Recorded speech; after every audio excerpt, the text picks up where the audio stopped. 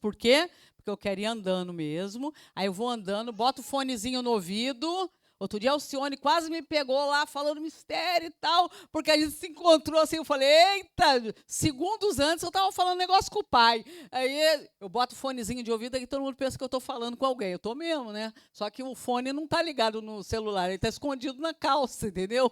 Não está conectado. Eu estou conectada lá em cima. Aí estou descendo, aí os velhinhos também já acostumaram de eu cumprimentar eles, né? Eu falei, Jesus, ó, vou cumprimentar ali rapidinho. E a gente vai falando e vai cumprimentando e vai fazendo o período de oração maior. Porque não tem condição de vocês não orarem, de eu não orar, de cristão não orar. Certo? Jesus orava. Outro exemplo que ele também ensina através do exemplo. Os escribas dos fariseus, vendo comer em companhia dos pecadores e publicanos, perguntavam aos discípulos dele: por que come e bebe ele com os publicanos e pecadores? Tendo Jesus ouvido isso, respondeu-lhes: os sãos não precisam de médicos, sim os doentes. Não vim chamar os justos, e sim pecadores. Aí a gente só quer ficar na elite? Ou a gente quer se misturar? Eu não estou falando de roda de escarnecedores, que é outra coisa que Salmo 1 fala para a gente se apartar. Não estou falando disso, mas eu estou falando, você está no meio, né? E você está lá com preconceito de chegar àquele meio para falar de Jesus, ou para você ser luz naquele lugar, porque a gente não pode ser luz e estar debaixo de alguma coisa escondida. A gente tem que ser luz e iluminar, correto? Então, a gente, às vezes, tem muitos preconceitos. A Alcione estava me contando um preconceito que ela sofreu no passado, mas Deus, por amor a ela, resgatou a vida dela de qualquer forma. Mas, de qualquer forma, a gente tem que pensar nisso. A gente foi chamado para ter um chamado para mudar as coisas através de um evangelho que promete transformar as pessoas, que é o Espírito Santo que faz a obra, não somos nós. Mas nós temos o quê? A obrigação de ser sal, de ser luz, de falar e de estar nos meios. É? A mãe daquela criança linda, que eu não gravei o nome, ela está fazendo a obra dificílima dentro da própria casa, porque ela tem que ser luz naquele lugar, para influenciar aquele ambiente, e aquele ambiente, então, vir a ceder a Jesus e a seguir a Jesus. Mas isso é a obra do Espírito Santo de Deus, não é nossa, certo? A nossa obrigação é seguir aqui, ó, tudo que está escrito. E não ficar dando mau exemplo, como a gente vê por aí. Vamos falar aqui, porque muitas das vezes as pessoas não vão para os lugares por conta de maus exemplos. Aí você fala, é desculpa, a pessoa não quer ir porque ela tem uma desculpa. Pode ser e pode não ser também. Mas eu acho que a nossa obrigação é ser melhor a cada dia, amém? Então, nós temos que estar atentos aí, nós temos que estar no meio das pessoas, não apartada delas, como se fôssemos superiores. Isso não existe, mesmo porque o exemplo de Cristo é totalmente o contrário. Ele estava lá com os publicanos e com os pecadores. Missão e o modo de executar. Às vezes a gente tem muito problema de ir para um campo missionário ou para fazer as missões conforme manda o figurino hoje em dia. Às vezes faz-se muita campanha, depende-se muito do lado financeiro. Eu tenho uma coisa comigo, eu falo assim, Senhor, se vier o recurso, amém. Se não vier, eu vou tirar do bolso e glória a Deus, aleluia. Eu falo assim. Então, o que eu faço? Por exemplo, quando a gente faz atendimento morador de rua lá na Ilha do Governador, no Rio de Janeiro, nem sempre tem recurso, nem sempre tem, mas eu não vou deixar de ir lá, não deixo, eu falo com o Senhor, a gente faz uma coisa mais simples, mas a gente faz, porque a gente tem que fazer o que está ao nosso alcance, mas não deixar de fazer por falta disso. Certo? A gente pode fazer uma coisa menor, mas pode fazer. Mas não deixar de fazer o que é maior, que é dar atenção para as pessoas, ouvi-las, fazer com que elas se sintam amadas e vejam esse amor de Deus através de nós. Obviamente fala de Jesus, né, gente? Não pode deixar. Então, ele fala assim, ó, contudo percorria as aldeias circunvizinhas a ensinar. Chamou Jesus os 12 e passou a enviá-los de 2 a 2. Ele gosta desse negócio de estarmos juntos. Já notaram? Para orar, ele se retirava sozinho. Mas ele estava sempre Passou a enviá-los de dois a dois, dando-lhes autoridade sobre os espíritos imundos. Quem dá autoridade? É Ele. Você não tem nada e eu não tenho nada em nós que possa fazer um espírito imundo sair. Mas Jesus tem. Então, Ele que dá autoridade. Ordenou-lhes que nada levassem para o caminho, exceto um bordão, nem pão, nem alforge, nem dinheiro. Quantos empecilhos a gente tem para fazer a obra missionária? Ele fala, não leva dinheiro.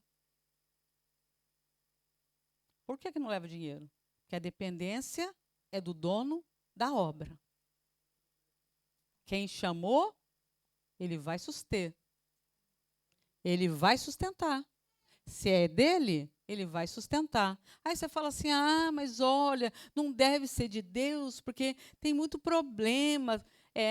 O pessoal que estava se infiltrando na igreja de Coríntios, também falava isso de Paulo, tá? Falava assim, olha, eu acho que Paulo não é de Deus, não. Ele passa muito problema. Levou açoite, passou fome. Gente da igreja fala mal dele. Olha, uma coisa horrorosa, não deve ser de Deus, não. Por que a gente acha que só quando dá certo é de Deus? A gente está se julgando melhor que Paulo, talvez? Porque acontece. O sol nasce sobre maus, bons, justos e injustos. As coisas acontecem na vida, gente. Certo? Vamos lá. Ordenou-lhes que nada levasse, que fossem calçados de sandálias e não usasse 2 túnicas. Olha a dependência de Deus. Não, vou levar uma malinha extra, né? Vou pagar lá no avião. Vai que eu preciso, né, mulherada? Vai que. Tem gente que leva uma bolsa só de maquiagem, a outra só de casaco, a outra só de roupa. O resto é presente para a família, né? Uma bolsinha desse tamanho. Mas, pensa nisso. O que ele mandou ali? Não usasse nem 2 túnicas. Recomendou-lhes, quando entrares em alguma casa, permanecei aí até vos retirardes do lugar. Se em algum lugar não vos receberem nem vos ouvirem, ao sairdes dali, sacudi o pó dos pés em testemunho contra eles. Aí você fala, ai, que duro isso, hein? É Jesus que está falando, tá? Parou para pensar nisso? É o próprio Deus que está falando isso. Ele está falando aqui, ó, se em algum lugar não vos receberem nem vos ouvirem, ao sairdes dali, sacudiu o pó dos pés em testemunho contra eles. Foi assim que ele chamou esse povo para fazer missão. E a gente hoje vê o quê? Campanha o missionário. Aí faz aquela fila, né? Aí vem um com R$1, vem outro com R$2, com sabonete da Natura. Aí vem um com perfuminho. Ó, se você precisar, um anti-mosquito aí para você. Eu vou te dar aqui um celular, aquele celular que você não quer mais, né? Aquele smartphone que nem liga. Ou o missionário, né? E aqui, Jesus, a gente vê uma missão tão diferente. Eu fico com a impressão que a gente, às vezes, não faz como Deus quer, sabia? As missões. Eu tenho a impressão que a gente é muito dependente dos outros, às vezes, ao invés de ser dependente de Deus. A gente tem que ter mais fé. Amém, igreja? Amém. Vocês estão muito sérias, hein? A irmã lá fala que eu dou tapa. Ela fala assim, a gente apanha da senhora. Eu estou batendo forte, igreja? Pontuando as falhas, olha que interessante, não tem só vitória nesse evangelho, ó. Em Marcos 6, vê-se o quanto eles ainda não compreendiam. Ficaram assombrados e maravilhados quando viram Jesus andar sobre as águas. Não deveriam ter ficado. Eles já tinham visto outros milagres, inclusive pão se multiplicando. É um fantasma! Como assim um fantasma? Como o ser humano é difícil às vezes, né? Eles deviam ter ficado maravilhados. Eles já viram outros milagres. Mas, pontuar falhas também é ensinar. Aí ele bota ainda sobre a 7,18, ele fala assim, e ele lhes disse, assim também vós estáis sem entendimento. Você sabia que a Bíblia não esconde defeito de ninguém? Ainda bem que eu não estou na Bíblia, gente, porque senão vocês nunca mais vão querer me ver de tanto defeito. Não esconde defeito de ninguém. Aí a gente, às vezes, quer botar um negócio mais bonitinho, né? O príncipe casou com a princesa, aquele dorama interminável, né? O príncipe casou com a princesa e foram felizes para sempre. Aí o príncipe não tem dor de barriga, não tem diarreia, não tem nada disso, não tem cheiro ruim, não tem nada, né? Ninguém precisa tomar banho, ninguém tem CC, ninguém tem problema nenhum. Claro que existem problemas na vida. E claro que existe defeito nos discípulos, são homens. Iguais a nós. Todos nós temos defeito. Então, como nós temos defeito e nós temos essa vontade de melhorar, porque somos de Deus, né? Pelo menos, eu acho que a igreja aqui toda quer melhorar, amém? Então, como a gente quer melhorar, a gente tem que entender que, mesmo com os nossos defeitos, no caminho de melhora, a gente não pode deixar de fazer a obra. Certo? Simples assim. Uma revelação e um passo a mais no discipulado. Então começou ele a ensinar-lhes que era necessário que o Filho do Homem sofresse muitas coisas, fosse rejeitado pelos anciãos, pelos principais sacerdotes e pelos escribas, fosse morto e que depois de 3 dias ressuscitasse. Agora pensa comigo no chamado lá atrás. Eles estavam lá trabalhando na sua empresa de pesca. Chega um homem chamado Jesus, fala, vou fazer vocês pescadores de homens. Eles estão andando com Jesus, estão aprendendo, estão vendo milagre, falando, olha, a gente fez um bom negócio, a gente está aí com Jesus, ele faz milagre, é filho de Deus mesmo. Vamos lá, vamos lá. Aí ele fala, ó, eu vou morrer, vou ser rejeitado, vou ser escarnecido. Eles, ué, será que ele escolheu direito?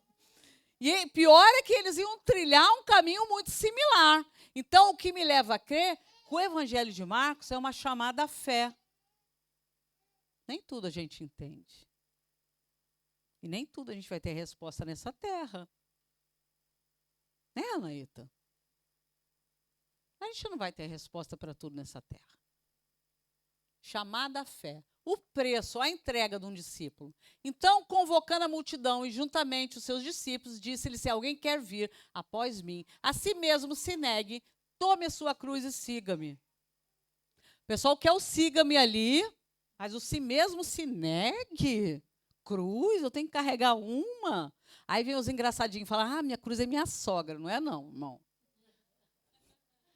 Não é não, tá? Não é a sogra. A sogra é bênção, e se ela não é cristã, é para você ganhar ela para Jesus, né? É um discípulo que você vai fazer para a glória de Deus. Então, não é a sogra. Mas existe uma cruz e existe um negar-se a si mesmo. Palavras do Kyrios, do Senhor. Aceitação. Mas Jesus lhes disse, não sabeis o que pedis. Podeis vós beber o cálice que eu bebo, ou receber o batismo com que sou batizado? Disseram-lhe, podemos. Tornou-lhe Jesus, bebereis o cálice que eu bebo e recebereis o batismo com que sou batizado. O fato da aceitação de ser um discípulo, mesmo não sabendo de todas as implicações, é o que o evangelista Marcos deixa de mais claro sobre o lado positivo dos discípulos. Eles aceitam. É uma chamada à fé. Porque ia ser terrível o caminho que eles iam trilhar também. E aqui o versículo que a pastora Larissa ama, dos servos. Quem quiser tornar-se grande entre vós, será esse o que vos sirva. Quem quiser ser o primeiro entre vós, seja servo de todos. Pois o próprio Filho do Homem não veio para ser servido, mas para servir e dar a sua vida em resgate por muitos. Quer ser grande? Sirva. Quer ser o primeiro? Seja o servo de todos. Aí você fala, servo de quem? Da pastora Larissa, né? Presidente, serve de todos. Quando um está servindo o outro e servindo aí fora, nós estamos sendo servo de todos. A exemplo de Jesus, que deu a sua vida, ele não precisava fazer isso. Ele já não deu a vida, já não fez a gente lá, já não botou a gente na terra, não deu um monte de coisa gostosa para a gente comer, para a gente usufruir. O que ele tinha que mandar o filho ainda para morrer por nós? É muito amor. É muito amor. E a gente, às vezes, quer o quê?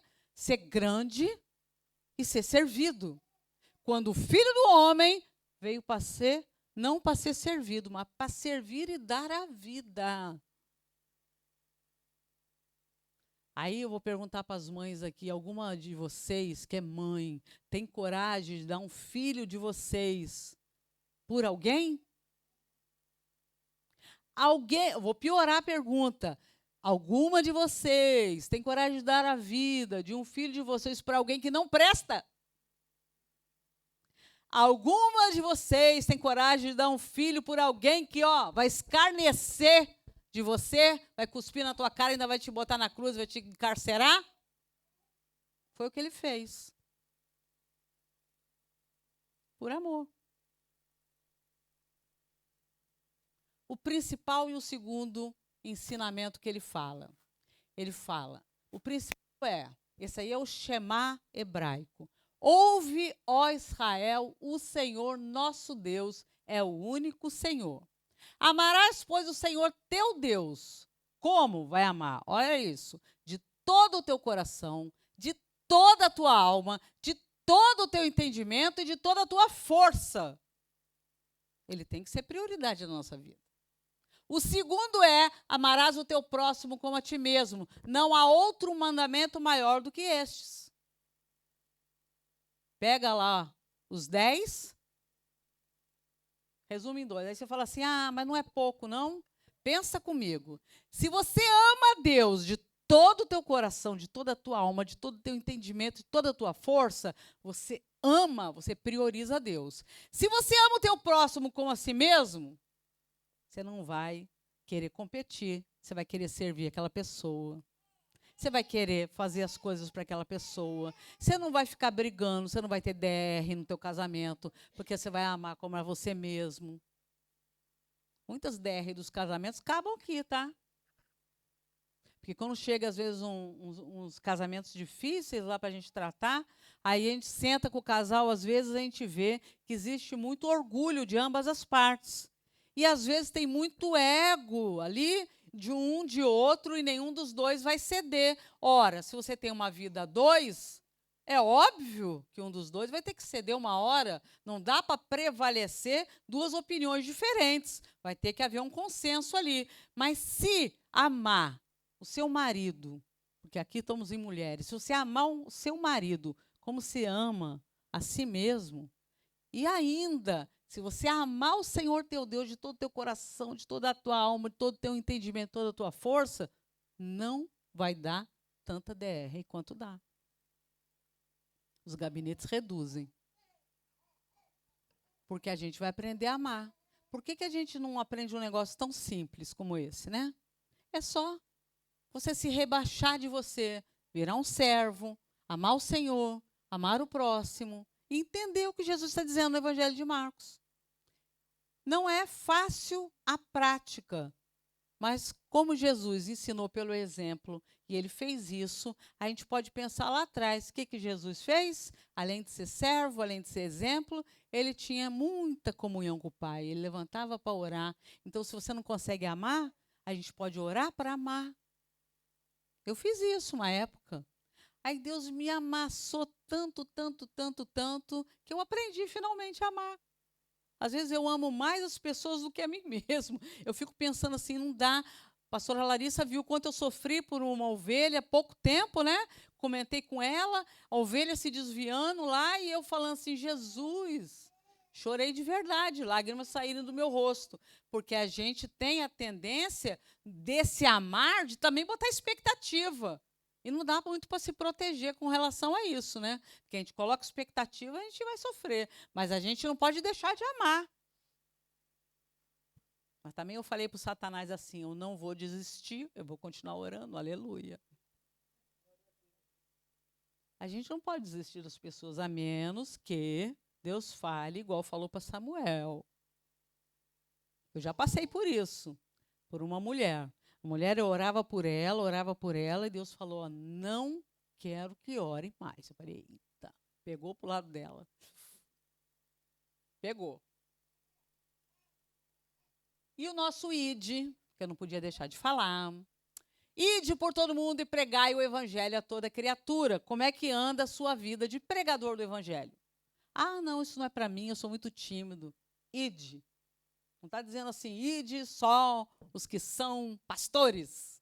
ide os evangelistas, ide os missionários, tá? Ide.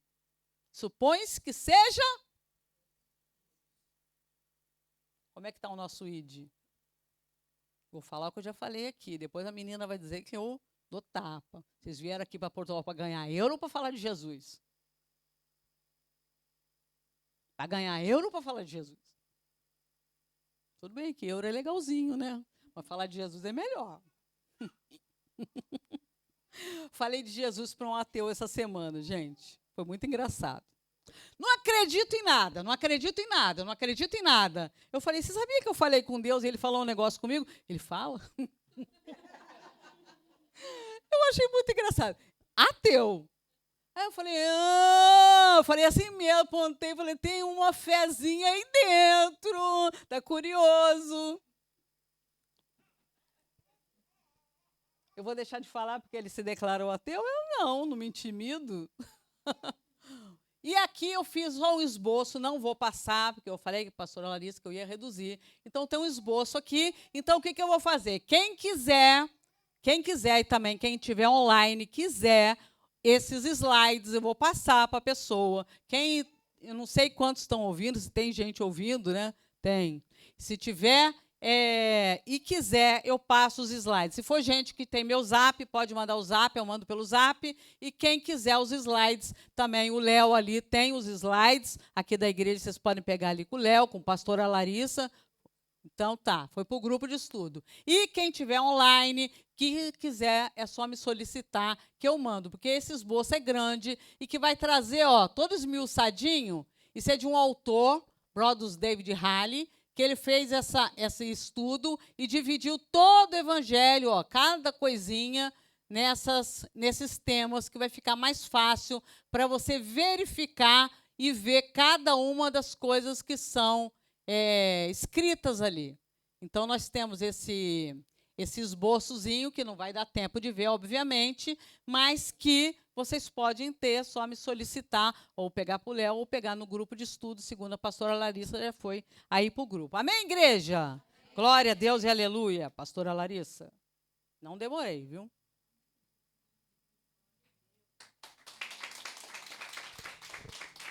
Amém, glória a Deus. Obrigada, pastora Cíntia. Que o Senhor abençoe, a vida da pastora. Realmente, são tantas riquezas que fica difícil da gente fazer em tão pouco tempo, pastora? Mas enquanto ela estiver aqui em Portugal, a gente vai espremer essa laranja aí e beber todo o suco. Nem que seja online.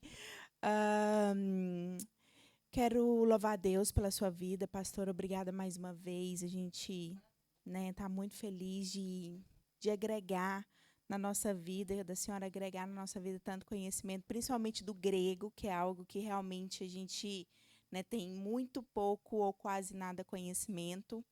E vendo a senhora falando sempre, mencionando, agrega muito toda a forma como a gente estuda, como a gente vê as traduções, Sempre foi algo que a gente teve bastante cuidado, mas sabendo agora de mais detalhes, tudo é algo que a gente toma até mais cuidado ainda. Então, que o Senhor abençoe a tua vida, te use aqui em Portugal cada vez mais, que você possa ser essa flecha certeira nos corações. Eu sei que o Senhor tem grandes coisas para fazer aqui nessa nação e não só na Itália, em todos os lugares que a senhora pisar.